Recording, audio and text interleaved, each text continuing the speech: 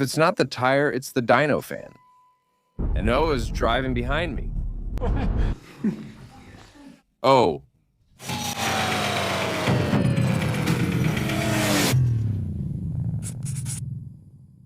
Hey, it's Saturday. Less than a week until the competition. I'm on my way. Because Krzysiek was putting the car together all night, he dropped the engine into the car and fired it up. So I hope there won't be any leaks. It's 7 o'clock, and at 12 near Poznan, we're scheduled for the dyno. So it's time to hit the road.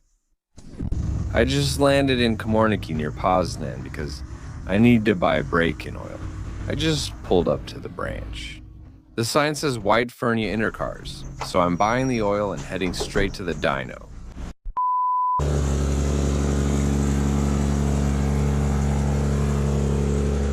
We're unloading and driving onto the dyno.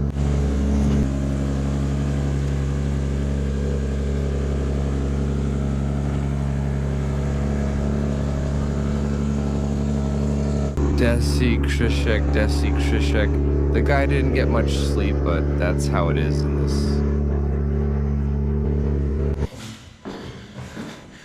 This is what our workplace looks like. The Nissan has already come in. At this point, the car, this new engine, is 10 minutes into its first run. It's running a little rich. Right now, Grzesiu is pulling some fuel out. It'll run like this for another 10 minutes. Then, we'll drain the oil. We'll check all the leaks again, put it on the rollers, fill it up with fuel, and start the long, tedious process of braking in the engine. And this is very important for the engine's longevity, so I'll show you everything in a moment, what and how we're going to do it. That's Grzesiu over there, on the other side of the computer. The car was running for 15 minutes. Grzesiu did a pull because it was running a little rich and using a bit too much fuel. And now what?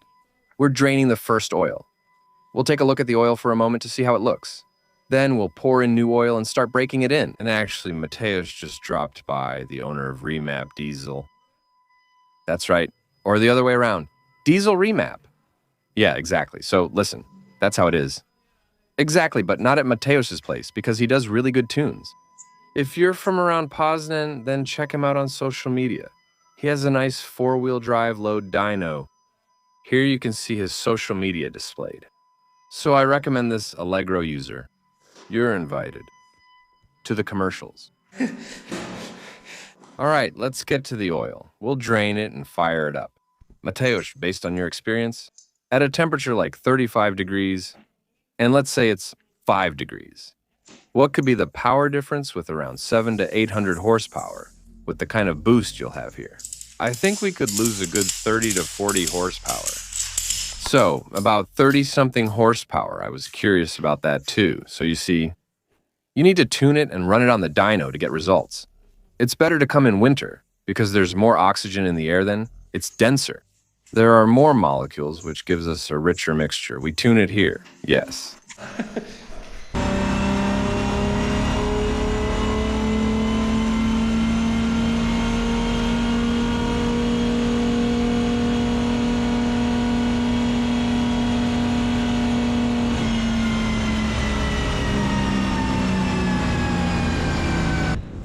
All right, listen. After more than 2 hours, the engine is broken in. Now we're draining the oil, so there's nothing left in there.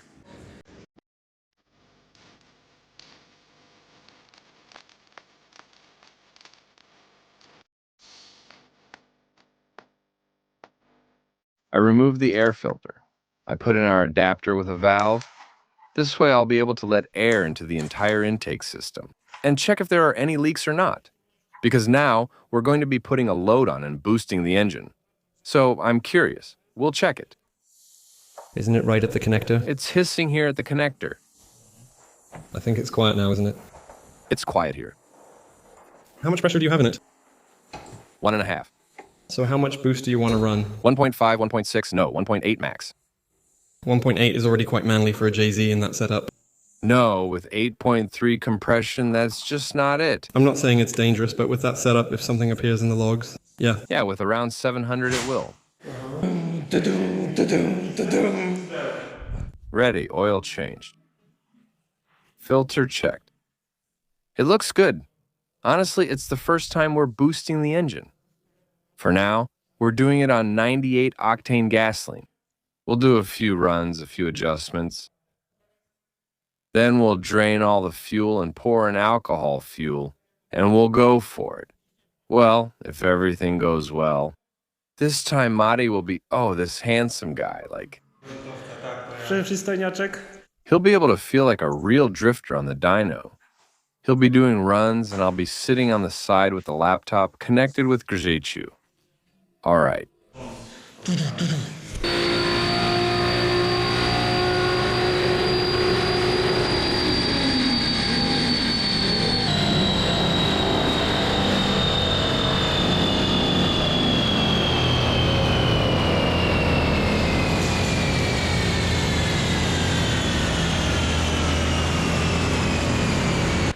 All right, as you saw for yourselves, the tire blew out in the front. Luckily, it didn't explode, it just came apart. Luckily, it didn't cause much damage. Believe me, a tire that can blow out on the dyno can rip out half the wiring and wreck the dyno. So we got a bit lucky. We've got some tires here. We found 18s. We're quickly taking them off and putting on other tires. We need to hook up the micro pressure. And what about the harness? Pressure from this side, okay? All right, the tire from the river has been pulled out and changed. It's from the river, from the lake, and we're strapping it on, luckily.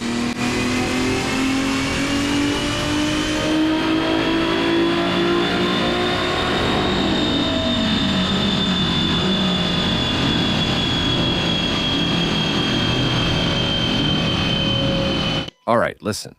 If it's not the tire, then it's the fan on the dyno. We did 4 runs there.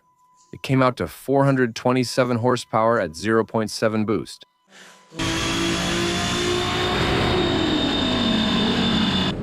All right, listen, the neighbors came over saying it's too loud. We did the last run without the fan, and the intake temperature was a maximum of 40 degrees.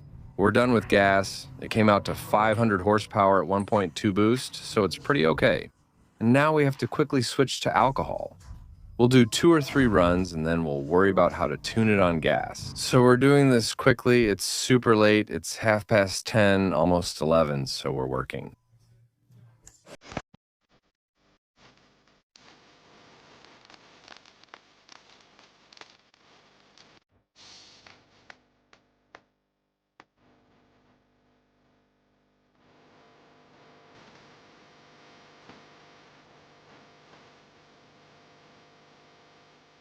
This switch got shorted, guys. It's just more expenses. Oh, the guys made a quick fix. Just a temporary wire. And as many runs as we can make, and as many as the police will allow us. Neighbors, well, we'll see what else we can get done today, so let's keep going. It's a mess.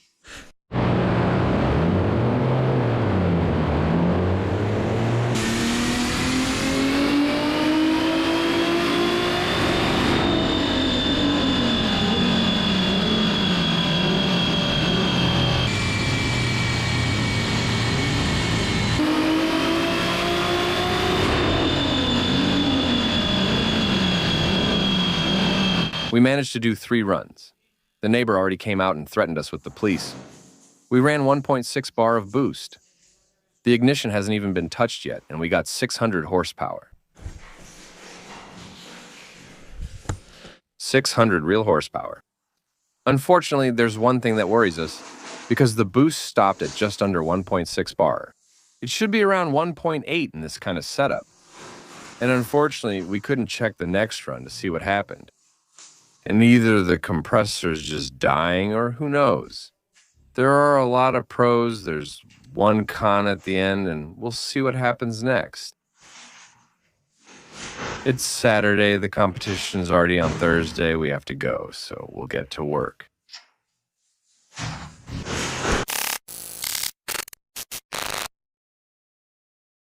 Hey, it's Wednesday. The training sessions are already on Friday. And behind me is, my engine. Listen, on Saturday we were at the dyno. Anyway, as you saw, Kisik had to catch up on sleep the whole weekend, the whole week, and when he came back on Saturday evening, he slept until Monday morning and Monday morning. He drained the oil and said everything was fine, including the filter. But when he removed the lower oil pan, he saw copper floating in it. No competitions this weekend anymore. I said, that's it, it's over. We have to start over, assemble everything again. But Kisik checked the clearances, all the fits after machining. So we suspected maybe the clutch was pressing hard and pushed the crankshaft. Well, we didn't know. I preferred to take it to the machinist. I take it to the machinist. The machinist says, everything's okay. What do I want? All the fits. Everything is as it was. That's how the bearings look to him. Well, they're just breaking in as well. Well, I started to get confused. I didn't know what was going on. And I called Jarek from Sposub. Greetings, Jarek says. Jarek, come on, what's going on? And he also talked with Krzysiek for several dozen minutes, and they came to the conclusion that we should check the fuel pumps. Yes, the fuel pumps, listen. And why? Because I once had a situation where when the fuel pump was seizing up, it started to produce metal shavings, and it looked just like copper. And because we have very large injectors, 2,200, through the injectors that copper was getting into the cylinders and pouring into the oil pan. Yes, and Krzysiek checked the fuel pumps, they were seized. So now I'm taking the engine, I'm taking it to Torin, because Kickster also has a training session before the speed games. And I'll also be coaching him this weekend ahead of them, because he's also competing in Kielce. I'll teach him. Krzysiek will service the car, and we'll head out and come back. And now we really have just one day, Thursday, to assemble the engine, clean everything, check the oil pump, remove the timing assembly, take off the oil pans, lubricate everything, clean it, blow it out, put it back together, and take care of the rest of the things that needed to be done. So I'll tell you later what needs to be done on site, and honestly, we still need to fine-tune the car a bit. But how and what exactly, I don't know yet. I don't know if we'll make it to the practice sessions on Friday, but I hope we'll be able to start and at least do the qualifications and actually get into the competition. Sunday was also a roller coaster, motorsport in full swing, but we're still fighting. This adventure with Nissan is just making me go bald. But now it's happening at lightning speed and we're taking action.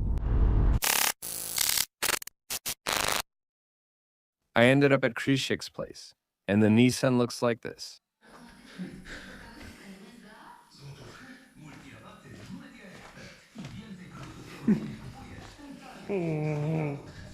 I'll wipe your screen for you. Is this the engine, Krzysiek? Here you go.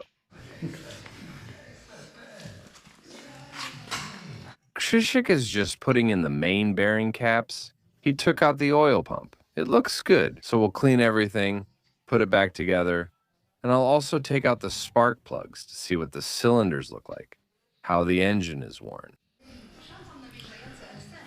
There are still a lot of pieces of the puzzle lying here, and all of this has to be in the car by tomorrow afternoon. The day after tomorrow at the competition. So we're pushing on with this. I won't be recording everything because there's no time and I need to focus on the car. Right, Nisanek?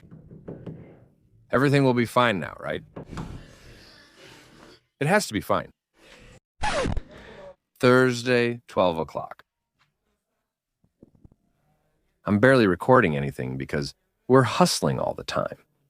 Yesterday, we worked until 2 o'clock, until 2. Today, we've been at it since 8 o'clock, we're working. And the situation at this moment looks like this. The engine with the gearbox is already going in here. Yesterday, hours. Today. Yesterday, we worked hours. Yesterday, the whole timing set, damper. The fuel rail was taken out and blown through. New injectors installed, new seals. The engine is fully assembled all around. And we're putting it in, and I hope we'll still have time to take it for a drive today. All right, it's 11 p.m. I didn't record because there was no time for that. There are still a few issues, but I took it for a drive. The car holds boost. I drove it.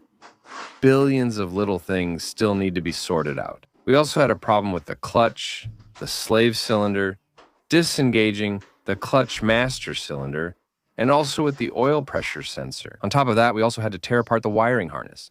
And there are many, many other things. There's no time for this. Not much sleep. The next night, we're heading to Kielce, and we'll see how it goes there tomorrow. Deal.